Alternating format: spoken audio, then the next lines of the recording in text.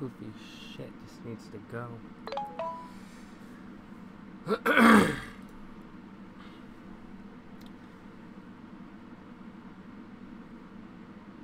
Yeah, I definitely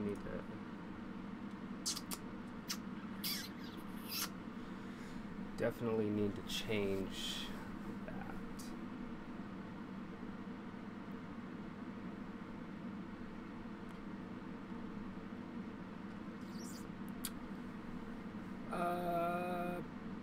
Change the thumbnail.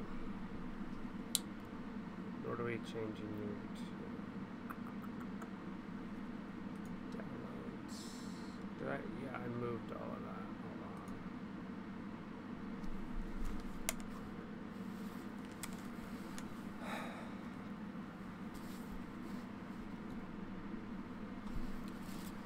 It's not there. It should be right here. Open.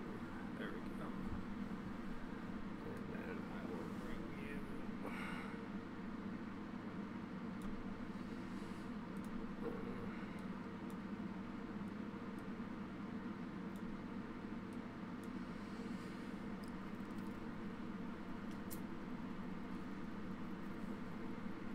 That should be that.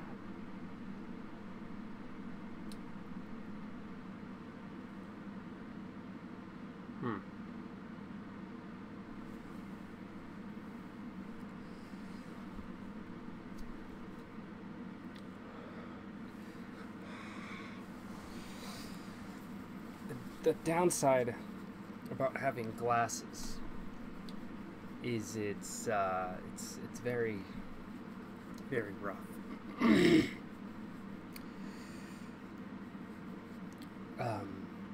The main downside about having glasses is no matter how much I clean them, somewhere on them it's like this smudge, and it just always.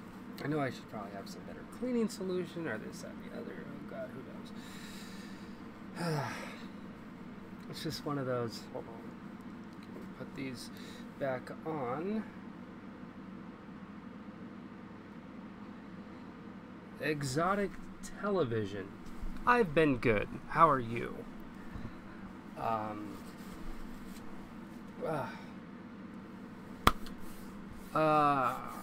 have a couple plans on what to do tonight for the stream. I'm trying to mull it over a little bit. I was thinking of going into the Flat Earth Discord and exploring that. Kind of seeing what makes people tick, you know. Let me go over there right now. Where's my Discord at? Let's see what's going on. I don't even know if I can even... Huh. Live stream, huh?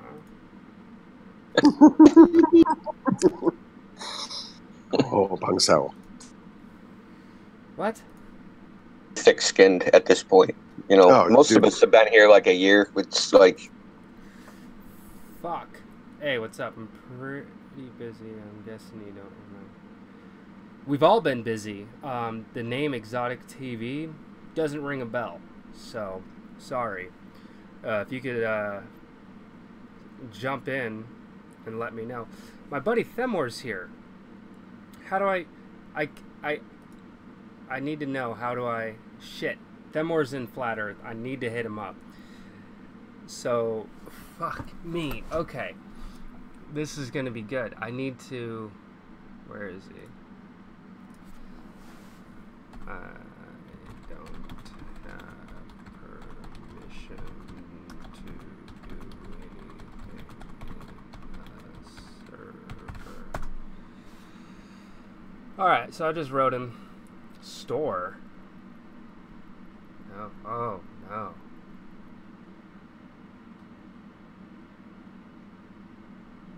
That's aesthetically pleasing looking.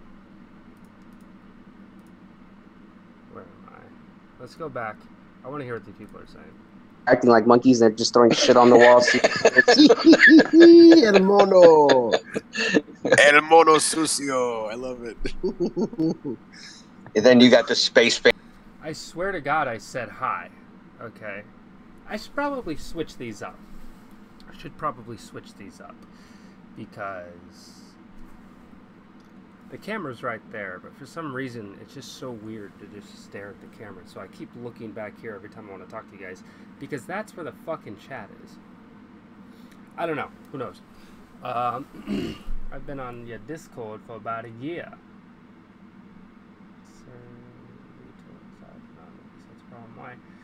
Yeah, another problem. I haven't had my Discord on for a year, so that's another issue. Interesting. And Sir Noodles, I'm so sorry. I don't know. Like, we've all been busy. So welcome back. That's all I got to say. Welcome back. My Discord, let me see. How long have I had it? Since, I want to say March? April? It hasn't been super long, honestly. I faking love Jake Paul. Yeah, I know. He's a son of a bitch, isn't he not? So, yeah, he's a nice big right piece of shit. Let's see what these assholes are. Let's see what these gentlemen and ladies possibly are talking about in 24/7 live stream. Hey, Indio, have you had the pleasure of talking to Red Scout? No, not yet. I talked to Red Scout this morning. I remember you saying he was kicking ass or something. He kicks ass, dude, but here's his problem. I see a problem with him. He kicks ass, but when he drinks, he's like Derek. Oh, no. So he was in here, dude. He was like, I guess he was walking to the bar when he was talking. He's like, I'm going to walk to this bar and drink. I'm like, that's cool. And he was like, flat smacking everyone. Dude, he's a gem. Like, he's grade A flat earther, been flat earther for 3 years, like, knows all the arguments, knows a lot, like, all about hypothesis, scientific method, whatever. He was on point.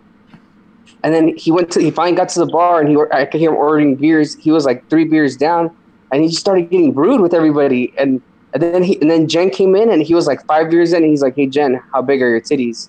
And we're no, fuck, no, don't do it, bro. All right. How is it daytime where you live? You in Sweden? No, I am not in Sweden. I am in Nevada, in the good old United States, the best country on the planet. I'd argue that fact all fucking day long, man. Kill him. Do it. Wait, what the? Where are we coming up with kill it from? What the hell are you talking about? I want to talk with people in Flat Earth, but apparently that's not. I don't think that's gonna happen.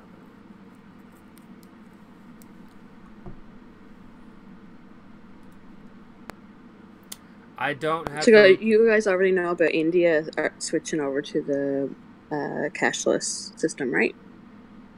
Oh no, I didn't hear about that. Was it? All right, so I don't have permission to speak. Period. It's like, so I'm on this server and is it daytime? No, it's nighttime. I'm off alone in my closet.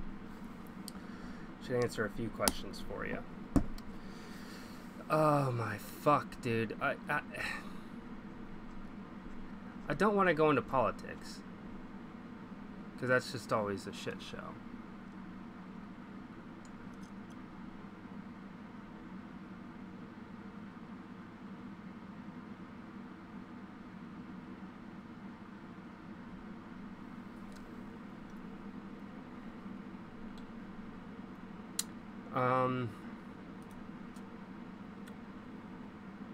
Apparently, in VC check-in, I can speak here. Flat Earth people are really retarded. No name calling. We don't do name calling. You having fun up here, dude? I'm trying to have fun. You having a conversation with yourself or what? Oh no, buddy just texted me. Sorry. Oh, okay.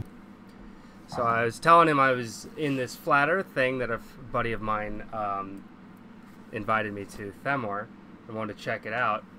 And fucking A, dude, this guy was like, oh, Flat Earth people are retards. Like, I don't know, man. My buddy Themor is one of the smartest guys I know, and he's a Flat Earther, so not all of them are like that. Yeah, Yeah, Themor is awesome, dude. We love Themor. Yeah, it's a good friend of mine. Good friend of mine. Love that guy. So, uh, anyway, no. So I'm checking out the thing, and so far it's pretty good. He's told me that there's been some other ones that are rather toxic, but from what I've seen, you guys are pretty supportive. Everything seems to be on the up and up, which is cool. You guys, what intrigues me about this server, I guess, is that you believe in something, but instead of like throwing out random BS whatever, you guys try to substantiate your claims, which is something that, I'm really big into science, so I appreciate that. Oh yeah, we're big into science too. A lot of people think obviously mainstream science or mainstream TV will throw flat earthers under the bridge, say that they're just a bunch of idiots that don't understand science. When in reality, we're actually practicing the natural science, which is the scientific method, testable, observable, repeatable. We're not dealing with any theoretical bullshit, nothing that can't be tested through cause and effect relationships. That's what science is built upon, That is like the spine of science, cause and effect. That's what we deal with here, and measurements.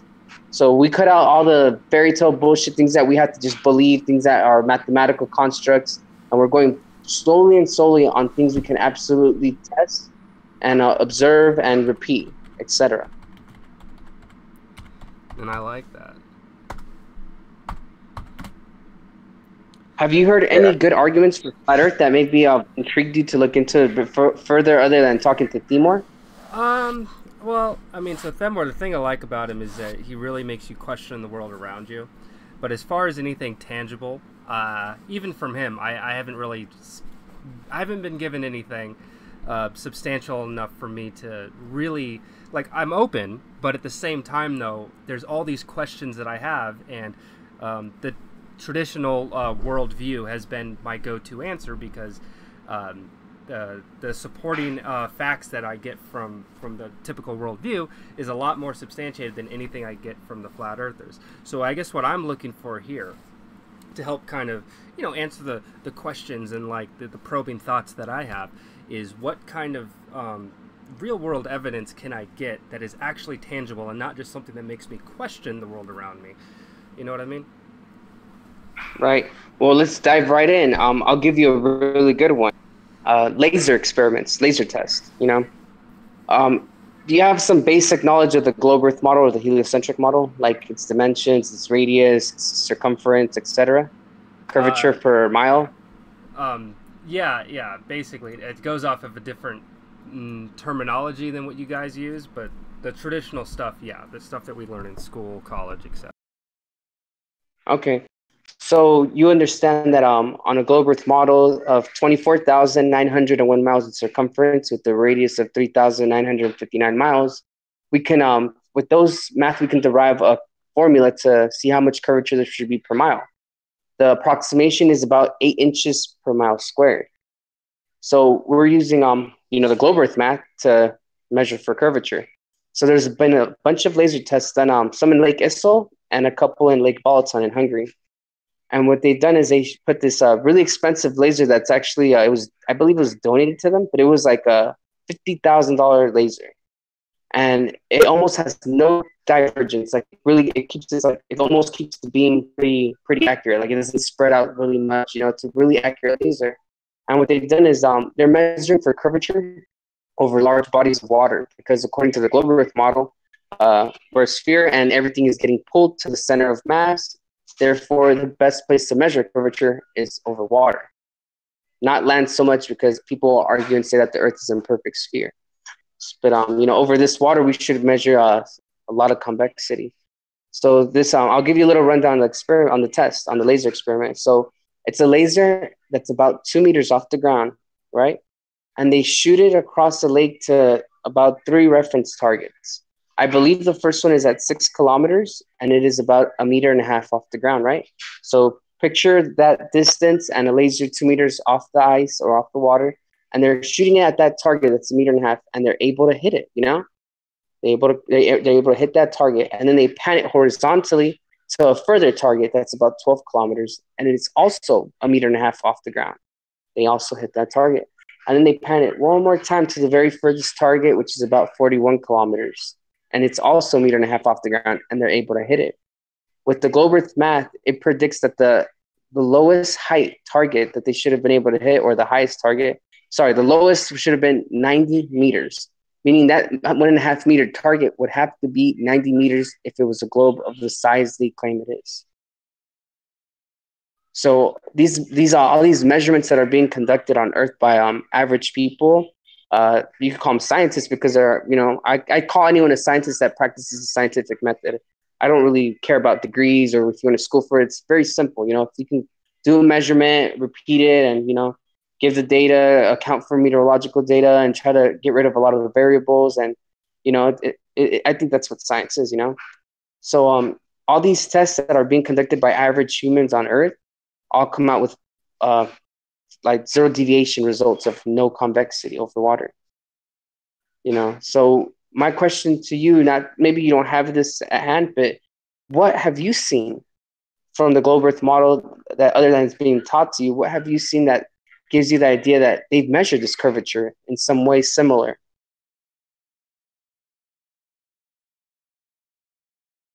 You there? Hello? Did I break the internet? Yeah.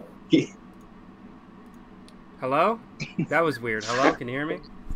Yeah, I can hear you now. Everything good? Oh yeah, everything's good. So real quick, this is kind of like the touching point for me. Where okay, so I've heard you say that. Is there this experiment that you talked about? Is there something I can look it up so I can get some sort of verification, like some sort of scientific journal where it was peer reviewed? There's no, we don't do peer review. That's ridiculous. That's mainstream science. All peer review is a scientist giving themselves a pat in the back. You have to understand, science is testable, observable, repeatable.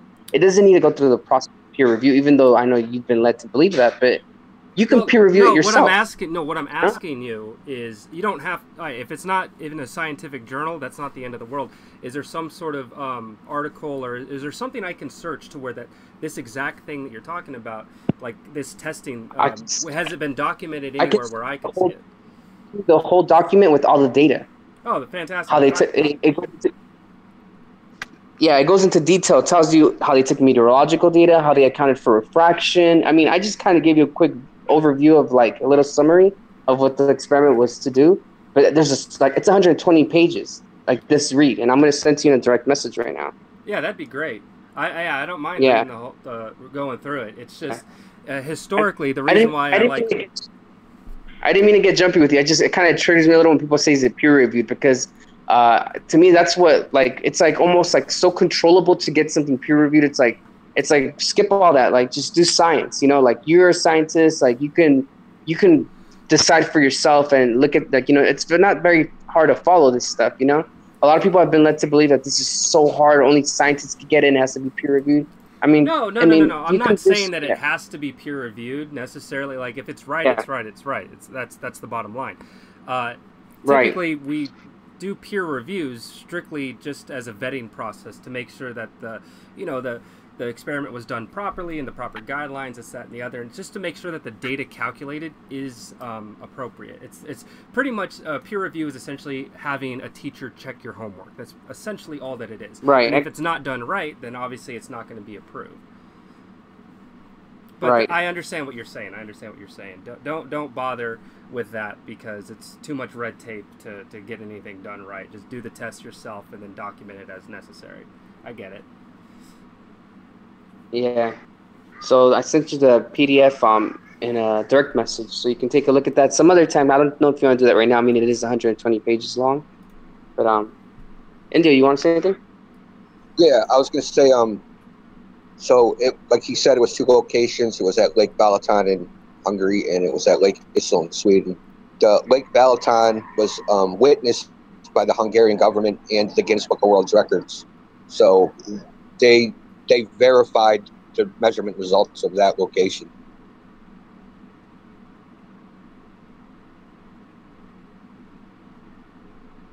And I have that document too. I didn't know if there was any. Yeah, I'm listening. No, I'm just saying that, like, because they had Guinness come because it's the longest laser shot over a body of water.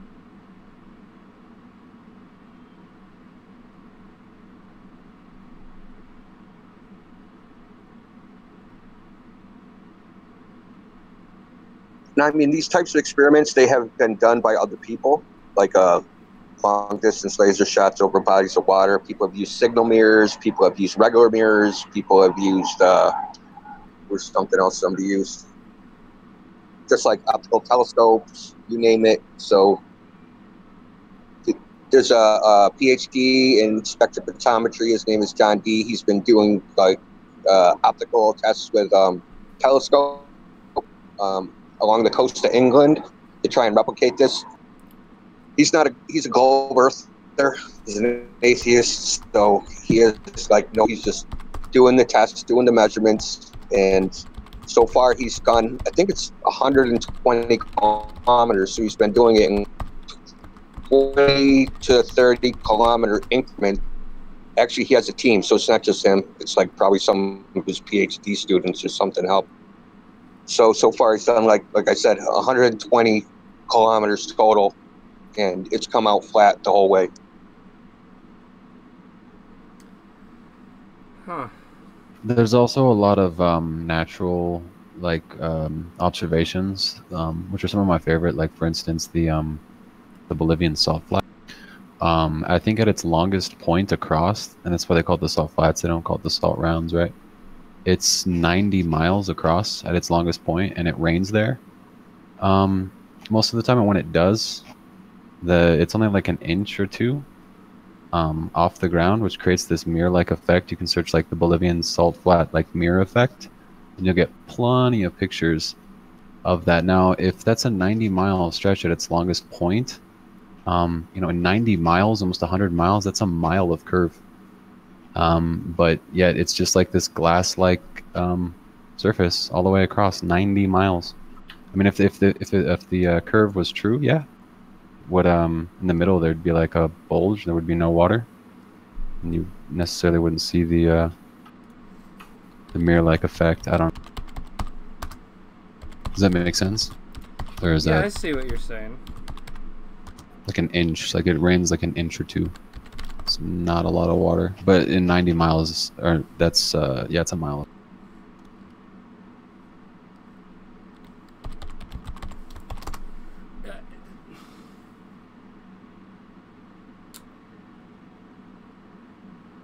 I guess what I'm trying to wrap my head around, the number one reason, I guess, for me even joining this community, like as I was introduced to it by Themor, as many of you guys know, and it's this whole thing of the world, like the powers that be, as it were, don't want people to know that the Earth is flat. Like the information is there, and we're being fed false information. That's kind of like the huge thing outside of my own questions about, what is real. What's to gain from lying about the Earth being a globe? You know what I mean? Like what's to gain? Why lie about something like that? It's for control. I mean, really, when you're lying to someone, or when you're lying to anyone, it's to just basically gain more control over the situation, right? But we don't know if they're hiding land. They could be hiding land. And it's just the entire idea of lying in the first place is just to control people and like their false sense of what's true or what's false, I mean, you already have one up on them if you're lying to them. It's like you're just fooled. I'll go into a little bit more detail on that if you like. Some of it is speculation, and some of it is information that can't be verified or trusted 100%. But it's just to give you an idea, So, have you ever looked into Admiral Richard E. Byrd? Is that a name? Yeah, Admiral Richard E. Byrd was one of the youngest Navy admirals to ever happen, And this was during the 1940s, 1950s. He did a couple of expeditions. He was pretty much like our explorer, our best explorer. He's like Indiana Jones and shit for the real life one. So this guy, he did an expedition to Antarctica. The first one was called Operation High Jump. Second was called Operation Deep Freeze. And the third one was called Operation Fishbowl. So he did these 3 expeditions to Antarctica, and he claimed on this, you can look this up, by the way, if you like, on YouTube. It's a clip from a 1950s, I believe, show called the Longines Chronoscope, where he actually, when he came back from all these these voyages or whatever you want to call them, he did an interview on national television, and he gave this talk how like they asked him, hey, is there anything left to discover on this earth? And he said, strangely enough, there's a place as big as the United States on the other side of the South Pole for Middle America. And it's quite astonishing how there's a piece of land that big that hasn't been, discovered. And he said they obviously went there, and he said there was coal, uranium, enough resources to supply the earth for years to come. So here's an interesting thing that happens. This all kind of correlates with the same time the Antarctic Treaty was formed. A couple years after his speech, he had like a heart attack and died, which I'm not gonna get too conspiratorial on it, but that was kind of strange, It was and not only that, it had to be the Clintons. Yeah, and then after that, Antarctic Treaty was formed, which pretty much it prevents all independent exploration. And I believe at first only I think it was 7 or maybe 11 countries signed off, but now we have 50 plus nations that have signed off the Antarctic Treaty. And it pretty much states that no one can independently explore Antarctica. You can only go through scientific purposes, which means you can go with your government if you're paid to go there and to do certain tests there. But it's really highly controlled. No one really has a very different from. I thought it was just that no one can lay a claim to it. You can essentially take sections of it for scientific purposes. You can lay a claim, but as far as claiming that territory for your country, you're not allowed to do. I thought that's what they. Yeah, of course not. You can't do that. Of course not. But if that's not what I'm saying. What I'm saying is, they can go to Antarctica, no problem. If Elon Musk right now said, "Hey, let's go do some stuff in Antarctica," no government's going to tell him no. He'd go to prison. He'd go to prison. Listen, there's a guy, his name is Jarl Anderhoy. He went on an unpermitted voyage to Antarctica. He ended up arrested. His boat got sunk. He was shipped back to Finland, and he was fined and jailed. You can't just go to Antarctica. Actually, you can't even go near Antarctica because the treaty starts at the 60th parallel. Right, no one's saying you can't go to Antarctica on a guided tour where you pay a lot of money and you go go to Antarctica to see some penguins and a certain place where they allow you to go. But what we're saying is no one's allowed to independently just go on a boat and explore for themselves and just see what's past Antarctica. I mean, they claim that it's for to protect it from people, you can't even take shit in Antarctica. I'm sure they have all these crazy rules for it. It's insane.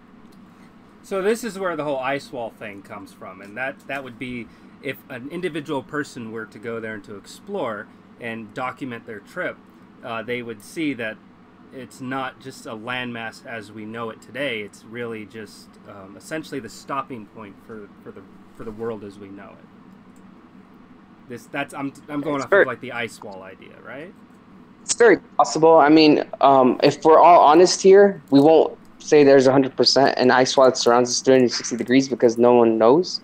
But it's more of a, in my opinion, I see it more as an idea of what holds the oceans in, and it kind of does explain that because we all know that water needs to be contained.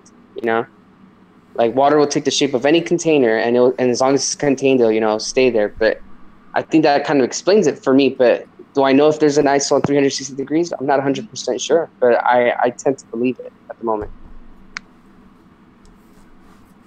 I mean, I'm a big also, fan of if walls, you look into Captain Cook, Magellan, Captain Cook supposedly, he tried to circumnavigate Antarctica, and I believe Antarctica on the globe is about 11,000 miles, to go around it. But he did about over 60,000 miles, which is almost double the equator. It is double the equator and a couple, 1,000 more miles. What continent that's Antarctica is supposed to be 11,000? How do you get 60,000? To go around? How did he calculate how far he went? To be honest, I'm not that sure. I mean, Dead reckoning. They used a rope, they used to measure in knots. They had an anchor with knots on it, and they measured the knots. So he had that much rope on him? Holy shit! So they keep reeling it. They throw it out. They say they let out a quarter mile. They reel it in. They throw another rope, then reel that one in. They just keep putting out one after the other. I would have hated to have been that guy. You get strong that is a substantial. That is a substantial amount of land to travel. Yeah, I mean, especially it took them 3 years. especially down there. I mean, they must have had a 3-year trip. Wow. So they had enough food and resources on their boat to just be okay with the trip that long? Well, they resupplied. They would hunt seals and things, but they would, time to time, they would go back. They didn't. I'm sure they didn't do it in one go, but maybe they did. Maybe they just kept hunting and fishing for all their. I mean, these guys were tough. They weren't pussies, dude. They didn't live in the 20th century. We're a bunch of wussies. Yeah, imagine the guy pulling in all the rope. Here, keep throwing it, pulling this in, dude. You'd have the Popeye forearms. Yeah, in 20-foot seas with like a 40-mile-an-hour wind. You know those crab fishermen? They got an electric winch. You know, those guys back, they had to pull shit in by their own muscle. You know, they probably had a block and pulley. You know, like a pulley. Yeah. Belt, but it still was a lot of manual. Yeah, pulling those crab pots in is no joke. Yeah, so I'm not trying to go completely off topic. So I just wanted to tell you that story so I can give you an idea of what they could be hiding past Antarctica.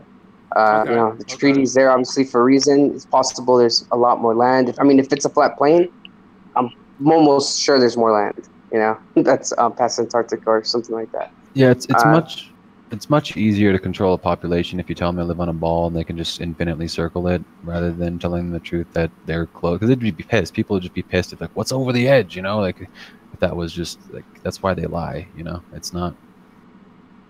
But the best way to come into this flat Earth thing, I think, is not to look at why they lie, because that's almost like us not knowing who. I mean, we know who the killer is because we've seen like the bloody knife of like the people involved with the murder, right? Let's say we catch them, we can never get them to admit why they're lying or why they're doing what they're doing. We'll never know for sure. But what we do know is we have enough substantial evidence to show that there's no measurable curvature, there's no proof of axial rotation, there's no proof of a high pressure system adjacent to a low pressure system without a container, and there's no proof of a self-perpetuating molten iron core. That's you know, that's at the core of the Earth and all that. There's no scientific evidence for any of this, in my opinion. So how come the ground gets warmer the deeper down you go? You're going to hell. That could mean there's like a layer that's just hot. You know, that we can't. Well, what's beyond that? Does it just infinitely get hotter towards the center? There's Well, who knows? Because the deepest hole ever dug is like 7.6 miles. That's not even like 3% of the globe. You know, of the radius. Okay, So like, you know, unless you're trying to tell me that. What about day? Unless you're trying to tell me that. What's up? What about what? Well, I'm sorry, I didn't mean to cut you off. I just got That's you okay. thinking, like, Go ahead. what about day and night? Like, I'm trying to make sense. Like, cause like I said, I'm Okay, not so- trying to stump you guys. No, or no, anything. you're totally cool. I'm You're trying asking to questions. like, Yeah, I'm yeah. trying to. No, we can I've totally. kind bro, of been you're good. tainted Don't by worry. the American education system, all right? So this whole No Child Left Behind bullshit, thanks to George Bush, kind of fucked me over. So I'm trying to expand my horizons tonight. You know what I mean? Okay. So here's the thing. Obviously the globe Earth model claims that like it's it's a sphere and the day and night cycle works because obviously half of the sphere is being lit up by the sun. On a flat Earth model, the Earth is not moving. It's not in any motion. It's a flat plane, and the sun is circling through the tropics. Right? It circles in a clockwise fashion, and this sun is close enough to the Earth where it lights up a partial part of the Earth. We all know that light diffracts, refracts, light bends, goes through different mediums. It doesn't have enough to travel through the whole Earth because it's close enough. I don't know if this is a good analogy, but the way I see it is like, I'm not saying the sun is a flashlight, by the way. This is just an analogy so you get how the light works, maybe. So get a flashlight. If you put it really close to the ground, it'll light up only part of your floor. But as you move it back away, further and further away, it starts to light up way more of the floor. So essentially, the sun is close enough to where it's lighting up part of the Earth, not the whole. It's not like far enough. It's not big enough or far enough to light up the whole Earth, like on the globe Earth model where they claim it's 93 million miles away. That would be another lie then, because in order for that to work, the sun would have to be substantially smaller than it's claimed to be. And more close. Right. And here's the thing: there's no scientific evidence that the sun is 93 million miles away with parallel light. Like, if you go back and look into how they derived that, you got this guy named Huygens, which had to assume that Venus was the same size as Earth. And he had to assume the distance to Venus, and he also had to use the transit of Venus through the face of the sun to build the 93 million miles away sun. So it's built upon assumptions. If you go back far enough and you look at every globe Earth proof that's like derived for this whole model from like even Aristophanes with the whole sticks, it all based on assumptions. It's not scientific evidence that can be like 100% fact. It's always like there's always could be like another way it works, and that's like a problem with that too. A good one I'm reading right now is a book called Kings Dethroned. You can listen to the audiobook on YouTube. Just type Kings Dethroned. It's a really good book. They kind of describe the blunders that and the assumptions that went into it.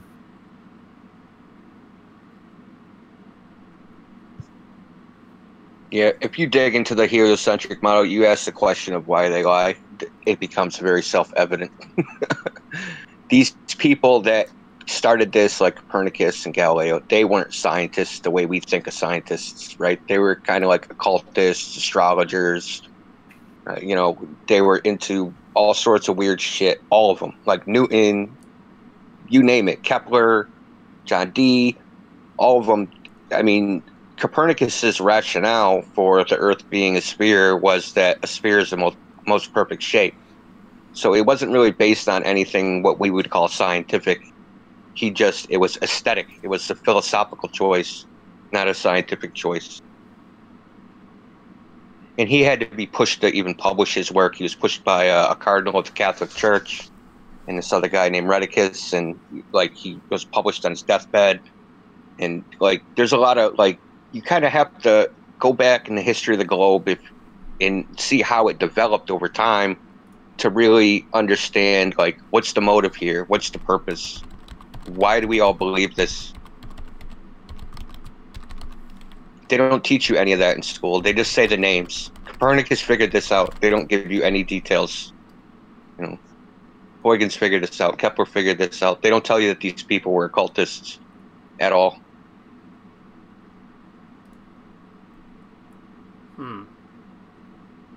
I mean, Kepler's book is called in English it translates to the Cosmic Mystery, but it was called the Cosmogoria Mysterium, and on the front of it is an emblem, which was this guy named John Dee. He was another astronomer who was friends with Tycho Brahe. He had this thing called a God Seal, which he would summon demons with, and it has an emblem on it, and that emblem is the exact same as on Kepler's book, and Kepler was a student of Tycho Brahe. So it's like you have this like you just like have to dig into the history of these people.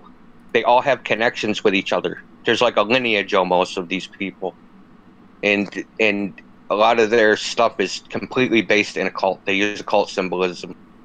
You know, I mean, you just have to look at their stuff. That's the only thing I could say. Once you look at it, it becomes kind of obvious.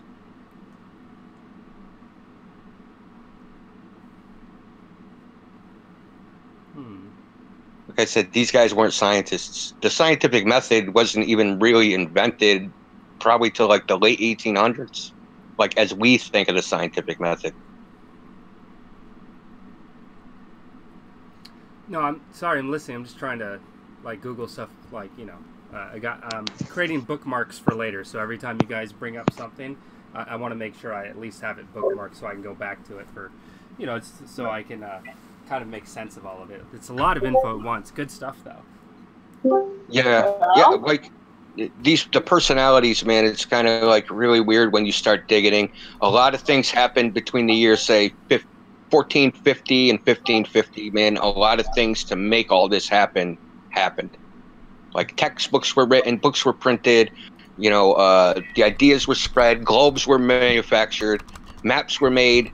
Like all these things happened in this very, very compressed time period of like 80 years. And like all these characters, Newton, Huygens, Cavendish, you name it, all these characters come from this little brief time period.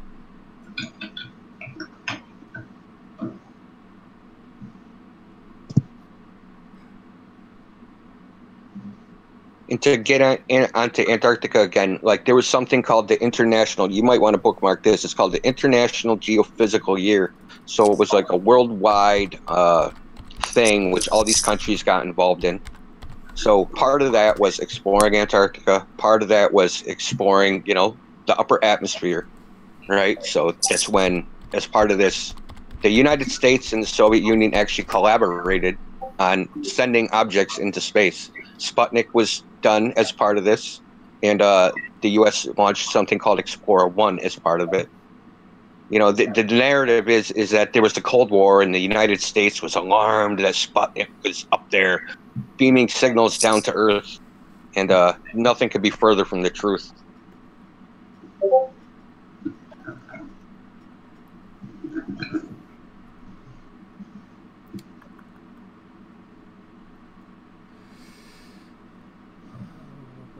But I mean, all that stuff is kind of like what you'd call like circumstantial evidence or ancillary evidence, and it's kind of like sociology, right? So it's not really like even a physical science, and the question of the shape of the Earth will never be solved answering those questions.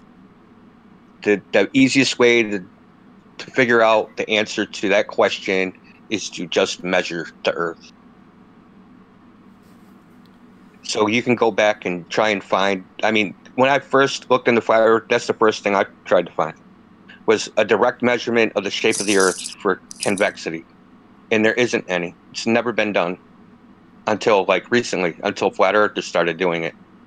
And they've had, you know, thousands of years to do this type of experiment.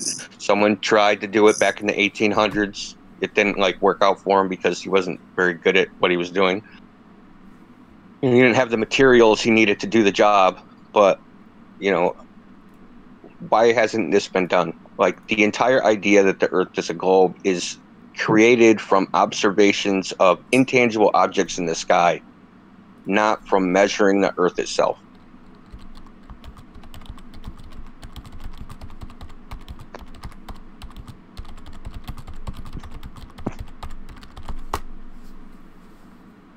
Oh wow, this is it's pretty heavy. Well, now, yeah. Well, think about it like this. Let me say one more thing. Think about it like this. Now we go out, and flat earthers probably for like 2 years we've been making these long distance observations that are supposed to be impossible on the globe.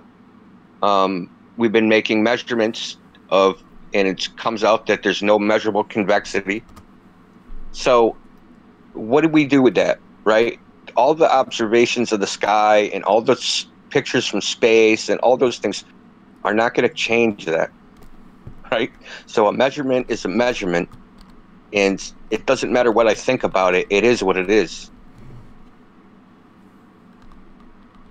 You know, your table's 48 inches is 48 inches. You don't need a theory. You don't need an opinion. You don't need a hypothesis. You don't need anything. It's just a measurement of a quantity, and that's it. Doesn't need to be any more complicated than that. Well, that's true.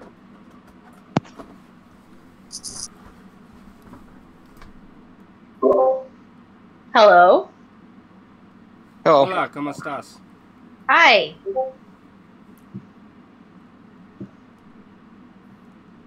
what brings you to the server? I guess I actually said in the chat that I come from like a smaller town, so I just found it actually on you now. So I was just kind of. Oh, you did? Cool. That's awesome. Mm-hmm. Yeah. So I'm just. So this is like the check-in. So like if you want to talk in like the live stream, I can give you like a new user role, because like when you first come in, so people don't yell obscenities in the live stream. We just check people out, make sure they're not going to troll or whatever they you know. Yeah, I'm sure you guys get a lot of that. I understand. Yeah, so if you want to talk in the live stream, I'll give you a new user role. You seem all right. All right. I don't think you're going to yell obscenities. No, I hope not. But I mean, that's up to you. I thought there was a thing. It's not a no swear zone. It's not like that. But some people come in and just or just trying to antagonize people. I'm assuming, right? Yeah, they'll come in and they'll like open a bag of Doritos and chew into their microphone, or. Oh yeah, no, I'm not like that. Don't worry about it. It's kind of humorous. I'm just like, I was gonna say, like, that was like a lot easier than I expected. I thought you guys were gonna. Who was the guy I was talking to before about this? I don't know. Hold on, I'll message him directly. Who was the one I was messaging? Hold on. Even analysis? He's not in here, is he? That's why. Let me message him. Because he said about having some kind of what's it called? Interview or some sort like that. Yeah, this is it. Oh, I thought that was in an interview channel. It sounds like that was way fucking easier than I expected, but alright, that's fine. I mean, obviously I'm not gonna be... Yeah, you can switch channels whenever you want, or you can hang out in here. Yeah, I didn't know if I was allowed to curse in the chat, too. So I just deleted that. I don't know how that goes. As you said that it's more or less just, like, kind of people trying to antagonize or just be stupid that you're having. Yeah. Oh, okay. Because I didn't know like yeah. the rules like you now because I had never actually streamed on there, so I was just curious. Well, people would come in and just like yell "nigger, nigger, nigger" and things like that. Oh, yeah, that's not. What the fuck was that? What the fuck was that? So, Mace, I gave you the new user role too. So, if you want to go into the live stream, yeah, you can, or you can hang out here or whatever. Oh wow! Thank you much. I appreciate I appreciate it. Yeah, it's cool. I'll hang out with you guys for a little bit here, and then maybe I'll move over depending on the conversation, of course.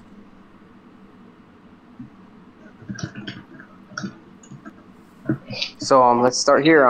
What brings you to the server? Like, are you interested in the whole topic? Are you on the fence? Do you believe globe Earth model? What's up? Where you stand there? For me, yeah, for you. I guess it's more so like I do think the Earth is flat. Like I watched, I forget what the documentary is called. It was on YouTube actually. It was about an hour long, I think it was, and it was just about like the buildings and stuff. How you can tell that, they don't build according to the Earth, obviously, being slightly, tilted and stuff.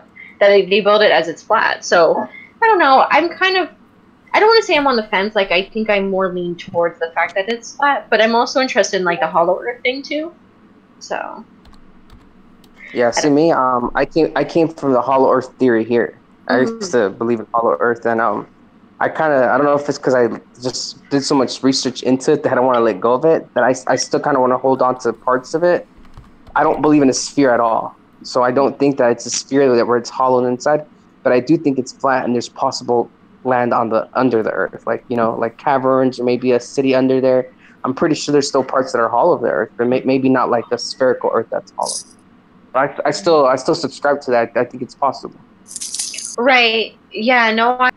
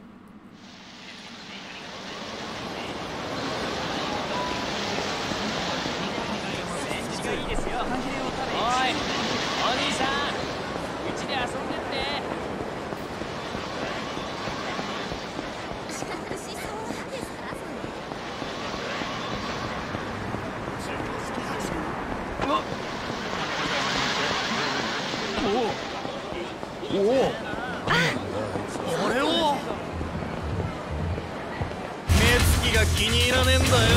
邪魔だ。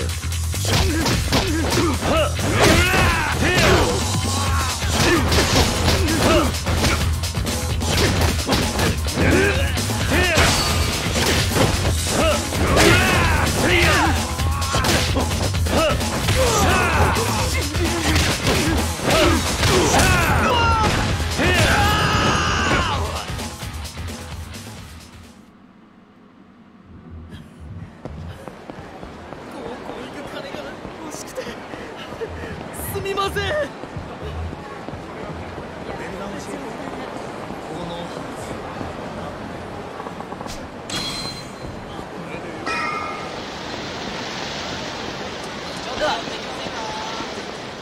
どこ見て歩いてんの。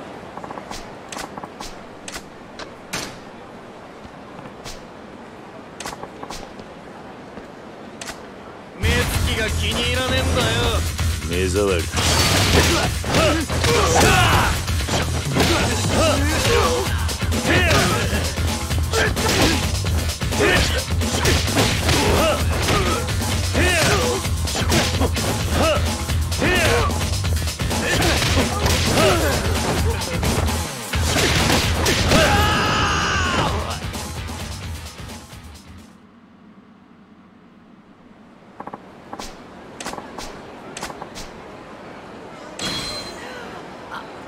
あんたの体。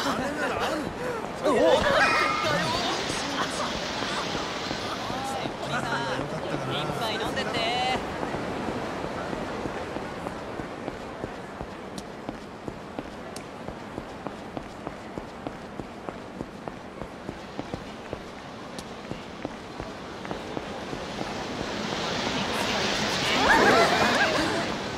いや。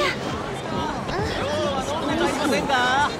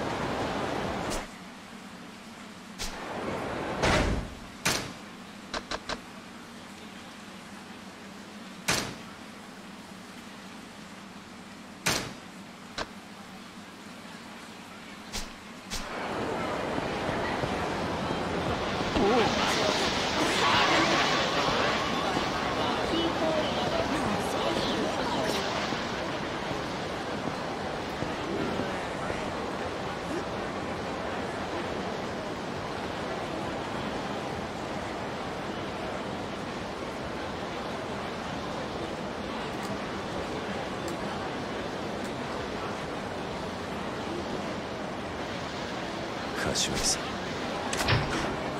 桐生。錦。お前大丈夫だったのか。ああ、なんと。そうか。おやすさんのことはまだ。なんでだよ。お前がもう。あ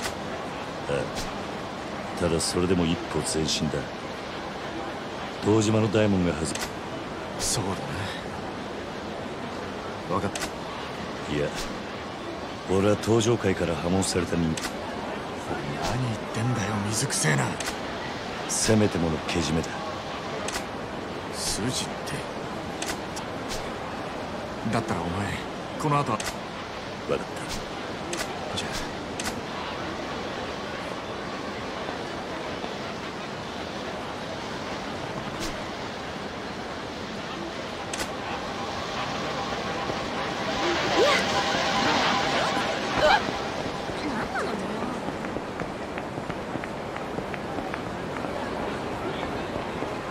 ちょっと寄ってきませんか。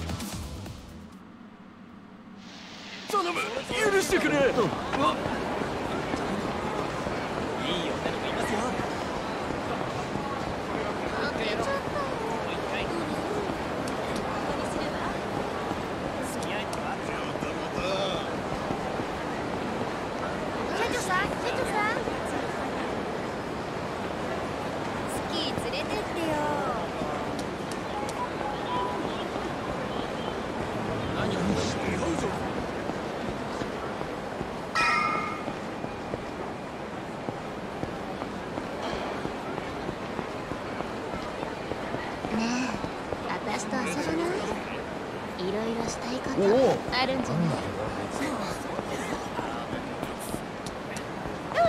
危なかった。殺されているかい。なんだ。はあ。